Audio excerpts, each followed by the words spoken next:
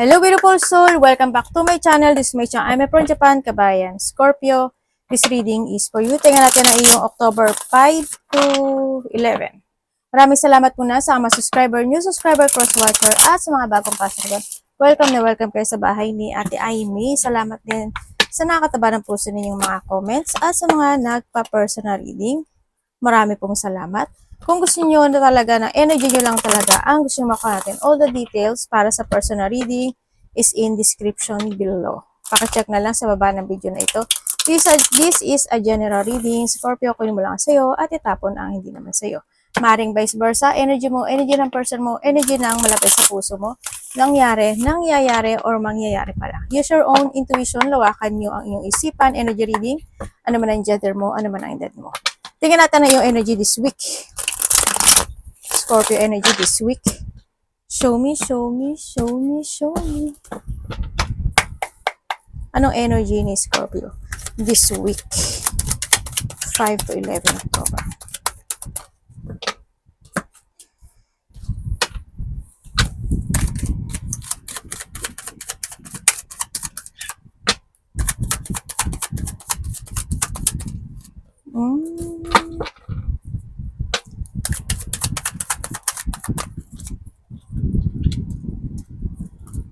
Okay, this week, ang energy mo is masaya.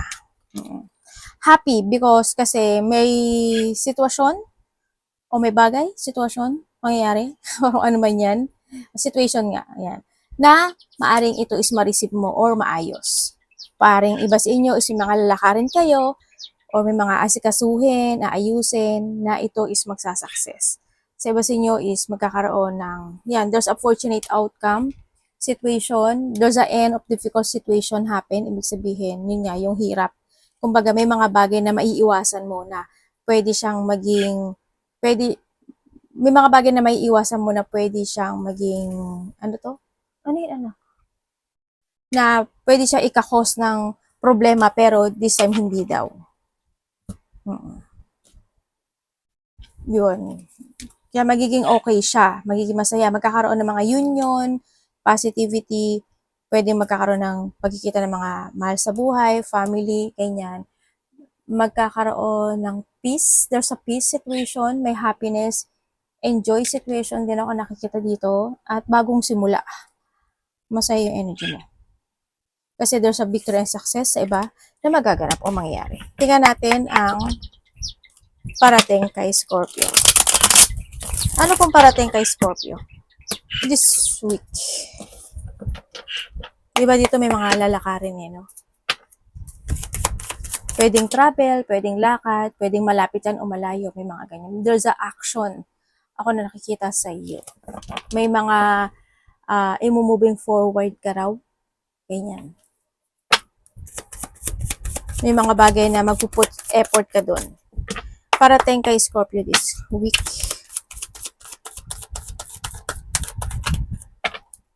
Please show me.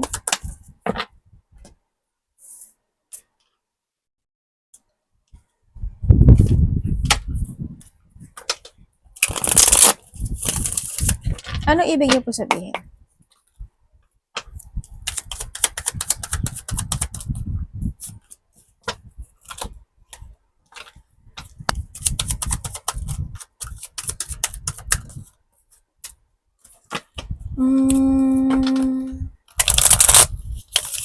Meron kang ano dito, riresolbahan. Yun na nakikita ko. Meron kang isang bagay. This week, meron kang aayusin eh. Yun.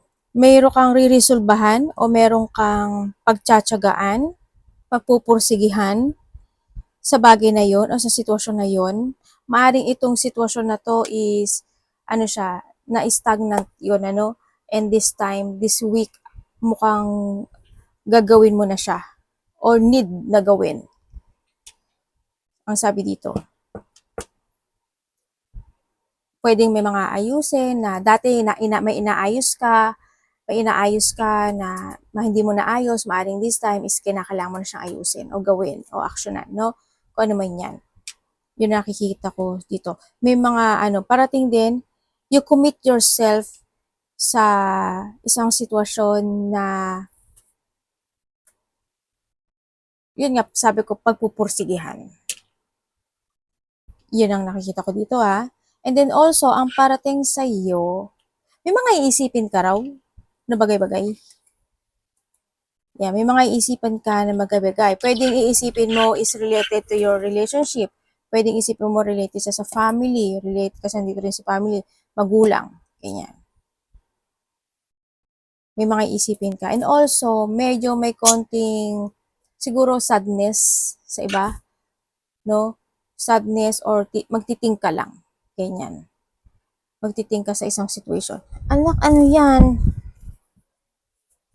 Sa iba naman sa inyo, mag-ano ka muna, alone time. Kumbaga, pwedeng ihiwalay mo yung sarili mo muna sa ibang tao. Pwedeng sa mga kaibigan mo, and then, magkukumit ka muna sa mga taong more on need ng connection sa'yo. Pwedeng magulang, kapatid, family, or someone. Pero sa kaibigan, siguro hindi. Or pwede more on to yourself. Pwedeng ganun, na gusto mo munang mag-isa, gusto mo munang mag-isip. You want to be independent muna, maaring ganun sa iba sa inyo. Also, parating din sa inyo is, may mga tao, or may tao, dito, na chismosa. Ganyan. Diba, ibig sabihin pinagchichismisan ka, or maybe this is you, ano? Yan, may mga chismis ako na nakikita dito sa iyo. May mga chismis at may mga pangloloko. Yan, may mga cheating. Pwedeng dadayain ka, dinaya ka, may pandaraya, o may pagsisinungaling. Yan. Kung sino man siya. Pwedeng karelasyon, pwedeng mga kaibigan, a person who's connected sa'yo. Ano dapat iwasan? Tsaka ang parating sa'yo dito, kasi kung titingnan ko siya dito, hindi ko alam kung ikaw or someone, kasi andito kasi si family, nanguna si family or connected sa'yo. May tao daw, ikaw? May sinasabi siyang ano dental clinic. Kanya baka may mga kailangan ng ayusin, magpapasta, magpa-cleaning, may ganun. Ako nakikita sa iyo. Pwedeng hindi ikaw or someone na connected sa iyo, no? Sa iba sa inyo. Ano dapat iwasan niya? This week. Pwedeng iba sa inyo manakit yung inyong mga ipin, manakit o kaya mamaga o kaya yung gum nyo, ganyan. May maramdaman kayo. Baka may ganun. Dapat iwasan.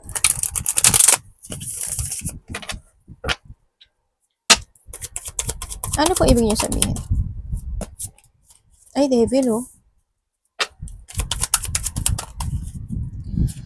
Okay, dapat mong iwasan this week. Ang dapat mo daw iwasan is, syempre, yung hindi ayusin yung dapat ayusin. Kung ano man yan. No, yung mga nabanggit ko, syempre, iwasan, siguro, yung mga, need to heal something. Pwedeng pera, sarili, health issue. Tulad sabi ko, di ba, kung may mga ayusin ka, ayusin mo sa gum man yan, sa ipin man yan, sa health issue man yan, or any situation. Siyempre, iwasan mo yung mas stagnant ka. No?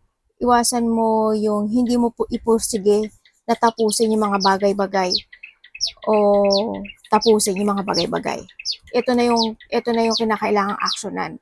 Kung ano yung mga hindi talaga na totally natatapos at hindi pa talaga naaayos, ito na yung kinakailangan na tapusin na, ayusin na, buuin na. Kanya ito mo, di ba nagbuburda siya? Ganon. Kumbaga, asikasuhin mo na. No, iwasan mo ma-stagnant, matrap, or ma-manipulate ng situation.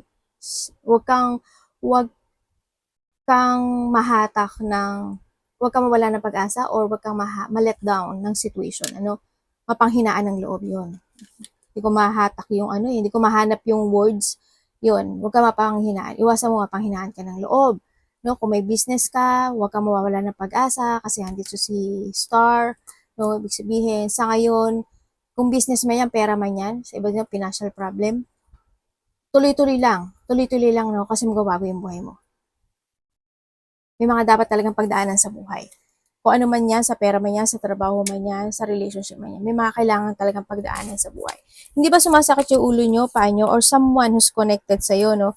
May mga bully situation ako, iba sa inyo is maari may mga ini-illusion kayo, dinidream nyo, or pwede rin na may taong nagsinungaling sa'yo in the past, or a person who's connected sa'yo, ganyan, pwedeng mga kaibigan o kasama sa trabaho.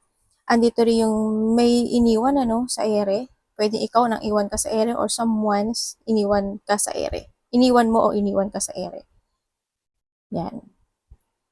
Kung pwede rin naman sa kung nagkakaroon ng conflict, mukhang, halimbawa may kasama ka, tapos may nagkaroon ng hindi pagkakaintindihan. Yung kasama mo, hindi man lang pumagitna or hindi ka man lang pinagtanggol para iniwan ka sa ere na bahala ka ikaw makipag ganun. Pwede yon sa iba sa inyo. Iba sa inyo, pag may time naman, minsan, pwede naman kayo matulog, magbawi kayo ng tulog, no? Kamusta ang love? Love sa lahat, kapatid, anak, magulang, karelasyon, kaibigan, family. Kamusta ang love ni Scorpio this week?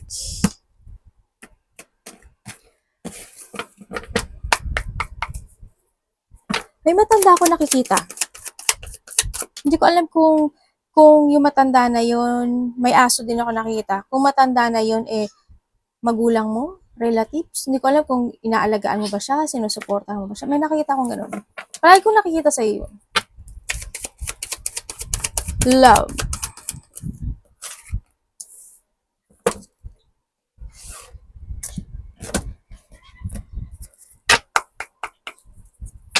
Sa iba sa inyo, single kayo ah.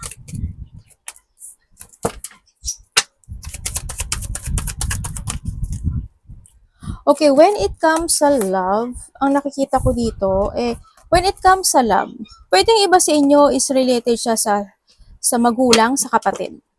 Ganyan. Kung kayo is nagkahiwalay nitong taon na to, talagang nagkaroon ng emotions, no? May umalis. Talagang nahandun yung sitwasyon na nagkaroon ng pangloloko, pandaraya, manipulative, pagtataksil, ganyan. Naging patient ang isa sa inyo. Andun na, sobrang na-prostrate, nagkaroon ng frustration. Dumating sa point na nagkaroon ng pagkokontrol, no, ang isa sa inyo. Vice versa, wala pangalan mo dito na pointed na yun ang nakita ko, naging na-prostrate, na trap sa situation. Pero umalis no. Pero ang nakikita, siguro iba sa inyo kung nagkahiwalay kayo, ito na yung time na it's time to heal. Ang sinasabi dito, no, ito na yung kailangan mo na mag-focus sa sarili mo this time muna. Kailangan mo muna mag-heal at kailangan mo magpakatatag sa iyong situation. No, mag-focus ka to heal, mag-focus ka sa sarili mo, mag-focus ka, you need to move forward. Ganyan, you need to escape dito sa isang sitwasyon na it's not working to you anymore. Hindi naman kailangan na muna. And kinakailangan na you need to maghintay ka lang daw muna. Ibalik mo muna yung dating ikaw or iba sa inyo, maaring nahado na kayo sa point na yun, sa nakita ko dito. May nag-block maaring bilak mo siya or bilak ka niya. Pero nandito yung tao, kukonek siya. Ang nakikita ko kasi dito, kung kukonek siya sa'yo, meron siyang kaba no? Very independent kasi itong taon na to Meron siyang kaba na nararamdaman, hindi niya alam kung kakausapin kanya o tatawagan kanya. Handun yung takot. Alam mo yun? Kung kayo naman is in relationship nitong taon na to, kung kayo is in relationship, medyo may konting emotional situation, kasi isa sa inyo is very care. Andun yung very care, maalaga, mapagmahal, mabait, ang isa sa inyo. Yung isa dito, parang, siya yung masusunod sa relationship. Ganun, siya yung mas mataas o siya yung kailangang masunod or pwede rin naman na mas sinusunod mo siya or vice versa tayo. Yun na nakikita ko dito. Pero isa kasi dito parang palaisip, no? Parang nandun sa sitwasyon na may mga sinisiyasat, iniisip na bagay-bagay. No, maaring nagkakaroon ng pagdududa or handun yung sitwasyon na mayroon siyang tinatago o nililihim ang isa sa inyo. Something hiding dito sa relationship na to. pwedeng sometimes nagkakaroon ng pagsisinungaling na maaaring hindi mo alam or nalalaman mo, hindi na lang na tinatanggap mo, no? Pinipilit mong mas maging mabait pa sa kanya, wag lang kayo magkahiwalay. Pinipilit mong mag-heal at maayos yung situation. Vice versa tayo. Yun na nakikita ko dito. Pero something hiding ang nakikita ko dito. Yun.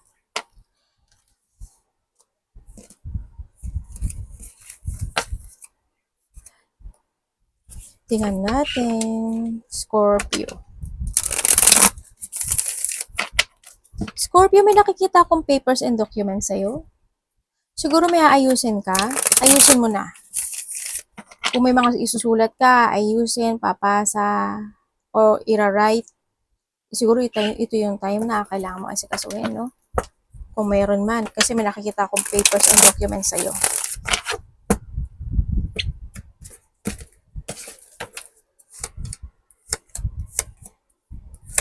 Uy.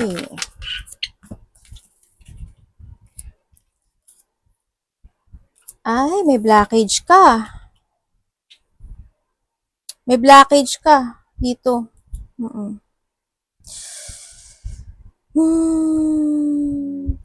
Something, parang there's a trouble situation ako na nakikita, pero you have a blockage. Ibig sabihin, is maaring hindi pa siya matuloy. Yung na nakikita ko dito. Sa iba sa inyo, o kaya may mga lalakarin kayo na may konting gusot, na gusto nyong ayusin, mga ganyan.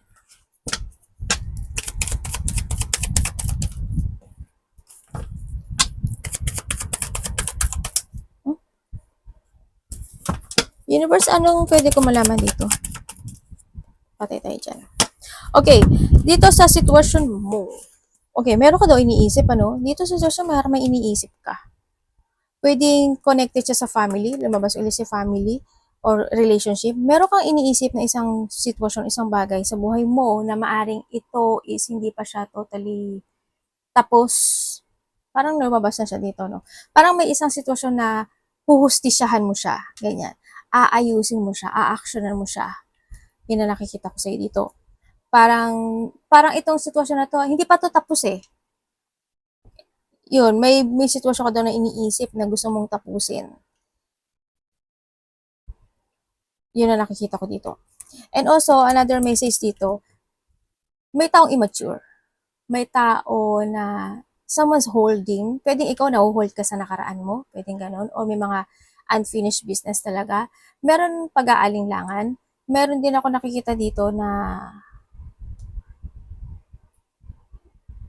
hindi ko lang alam ikaw ang pagdududahan o ikaw ang nagdududa. May pagdududa ako nakikita dito. May sitwasyon din na nagkakaroon ng pagpapabaya, no? Kung saan mga aspeto na yon, kailangan mo, wag mong papabayaan, no? Kailangan mo na aksyonan, kailangan mo nang hustisyahan, kailangan mo nang gawin. May tao rin dito na hindi nagiging same page or unfair, parang ganun, parang, oo, yun. May mga bagay na maybe this is the past sa iba. O sa iba is kung hindi pa mangyayari to sa mga darating na araw, linggo, ganyan. Meron daw isang sitwasyon na hindi magiging maganda yung bunga. May taong dishonest at may tao rin dito na gusto niya maghiganti. Ay, meron ka. Sana hindi ikaw yun. O mahilig gumante.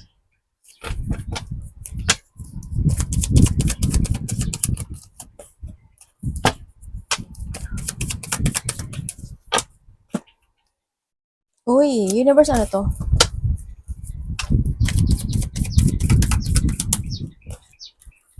Okay.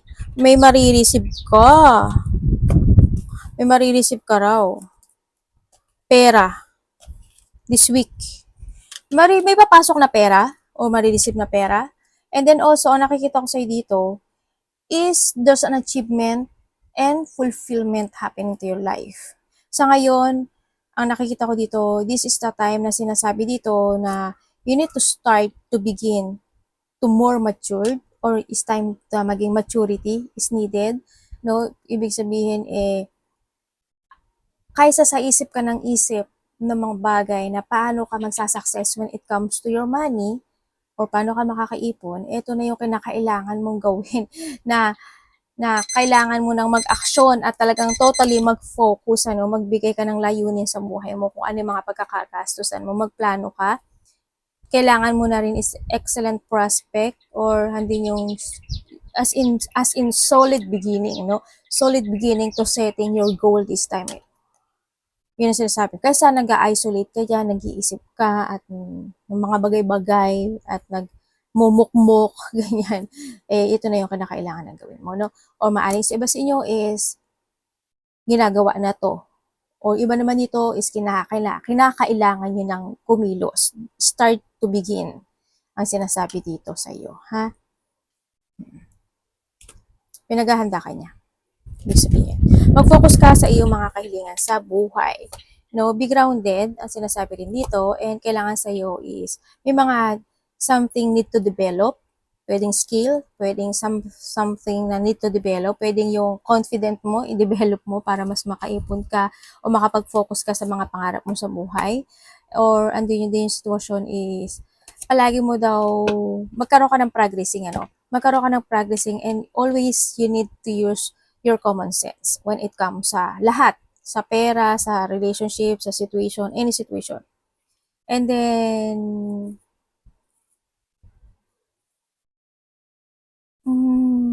kailangan daw is palaging yun, parang common sense and mag-isip ka in advance. Ganun. Palagi mo daw isipin yung palagi. Always think to the future. Save money, ha?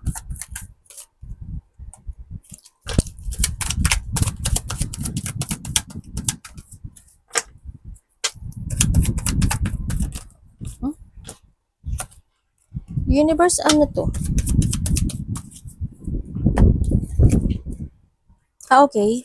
May tao, maybe a part of the family, kasama sa trabaho, or a person who's connected sa'yo, may tao dito na nag-iisip, Nag-iisip siya na may gusto siyang ibigay sa'yo.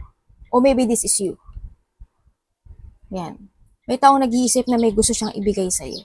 Or pwedeng gusto kanya kausapin, or pwedeng may gusto siyang ibigay sa'yo, pwedeng gusto kanyang bigyan ng gift, or something may ipapahayag, gift man niya ipapahayag, or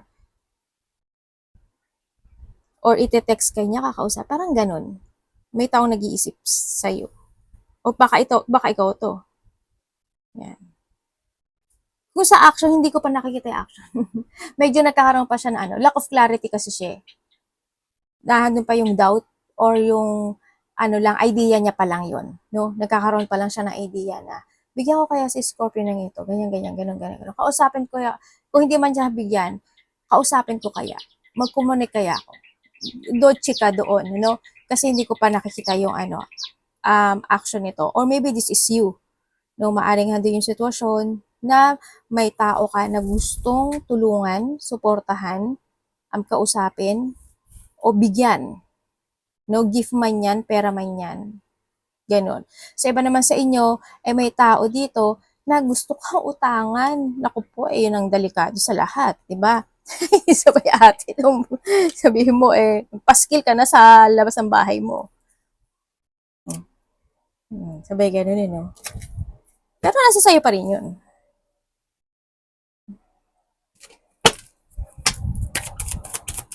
Or maari naman na yung tao na ito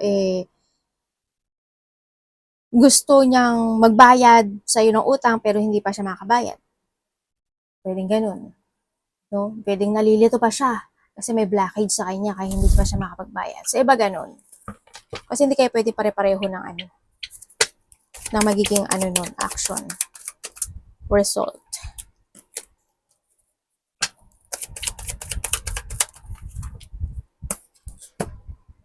Oh, okay. Dito sa sitwasyon mo, mukhang meron ka daw, pag-iisipan ng bagay-bagay. Maybe the past, sobrang nagkaroon ng panghihina. Hindi ko alam kung nagkaroon ka ng sakit in the past or nagkaroon ka man ng sakit. Siguro kinakailangan is, or someone, kinakailangan mo muna magpahinga. You need to take a rest, mag-recharge ka, mag-relax ka muna, ganyan, is needed. And ang nakikita ko rin sa'yo dito, may tao nakakausap sa'yo or vice versa tayo, mas bata sa'yo. Or sa iba is mas matanda sa'yo.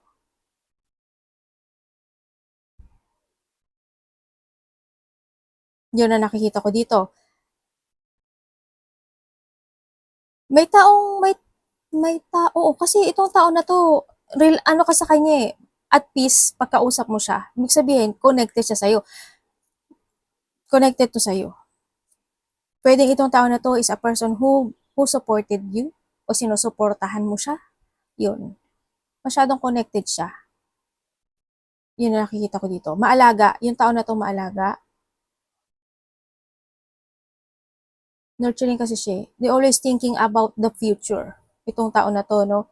O kasi hindi yung at peace yung pakipag-usap mo sa kanya. No? Maaring itong tao na may sakit to. Either ikaw may sakit o siya yung may sakit. Yun na nakikita ko. Dito.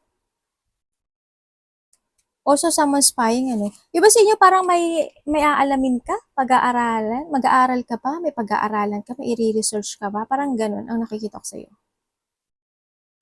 Or maybe ikaw or you have a connection with someone na ikaw or someone na connected ka sa isang tao na parang meron siyang social media. Pwedeng YouTube, TikTok, Reels, Facebook, or networking. There's a networking o social media. Or pwedeng ikaw rin ito, no? Arigato namaste, God bless.